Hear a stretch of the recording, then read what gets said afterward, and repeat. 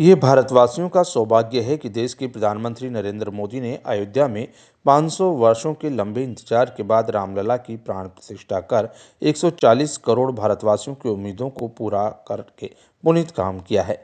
इस उत्सव को यदि हम देश की दूसरी दिवाली कहें तो अतिशयोक्ति न होगी। 22 जनवरी की ये तारीख इतिहास के पन्नों में दर्ज होगी, जिस पर किसी को संशय नहीं होना चाहिए।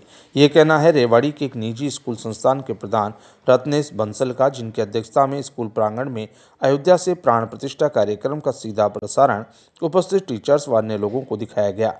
यहाँ जमकर जय श्री राम के जयकारे लगे।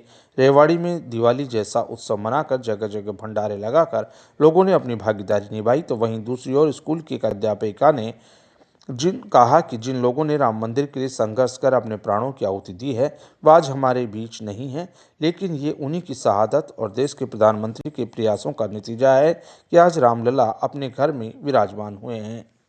प्रधान जी, क्या कहेंगे कि 500 वर्षों के लंबे संघर्ष के बाद देश के यशस्वी प्रधानमंत्री के हाथों आज रामलला की प्राण प्रतिष्ठा।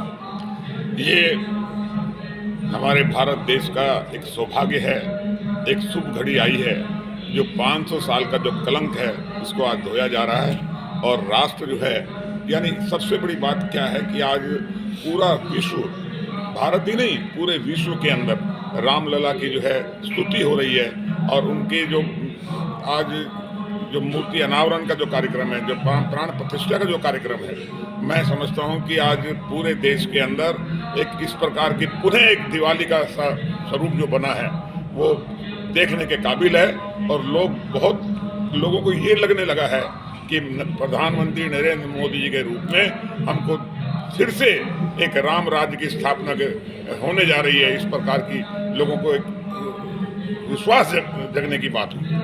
तो कहीं ना कहीं लगता है कि जो दिवाली अक्सर हम मनाते हैं हिंदुस्तान के अंदर, उसकी तारीख तो आगे पीछे हो सकती है, लेकिन ये 22 जनवरी कभी नहीं होगी आगे पीछे। ये बिल्कुल ठीक कह रहे हैं। ये 22 जनवरी का जो कार्यक्रम है, ये एक अमिट छाप, यानी 26 जनवरी से पहले 22 जनवरी, यानी हम पूरे देश के अंदर एक इस प्रकार का उत्साह मनेगा हर 22 जनवरी को कि वो देखने के काबिल हो। कुल मिला के हम कह सकते हैं कि आज की 22 जनवरी इतिहास के पन्नों में दर्ज होगी। इतिहास के पन्नों में दर्ज नहीं होगी, ये हर बार जो है मनाई जाएगी।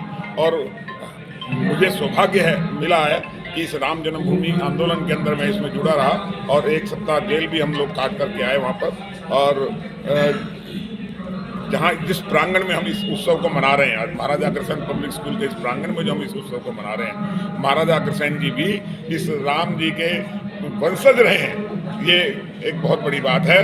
और आज हम नमन करते हैं भगवान राम को और प्रभु से प्रार्थना करते हैं कि 500 वर्षों के लंबे इंतजार के बाद आज वो घड़ी आई जब रामलला की प्राण प्रतिष्ठा देश के प्रधानमंत्री ने की। क्या कहें? देखिए, 500 वर्षों तक एक नहीं, दो नहीं, लाखों लोगों ने प्रयास किया, और उस प्रयास के बाद एक बार नहीं अनेकों बार खून की होलियां खेली गई। कुछ लोग इस दृश्य के लिए तरसते हुए चले गए, और हम सौभाग्यशाली हैं जो आज 500 वर्षों के बाद अवध में, अयोध्या में रामलला की प्राण प्रतिष्ठा साक्षात हमारे प्रधानमंत्री नरेंद्र मोदी के हाथों से हो रही है। और उस नज़ारे को आज हमारा देश ही नहीं बल्कि पूरा विश्व देख रहा है।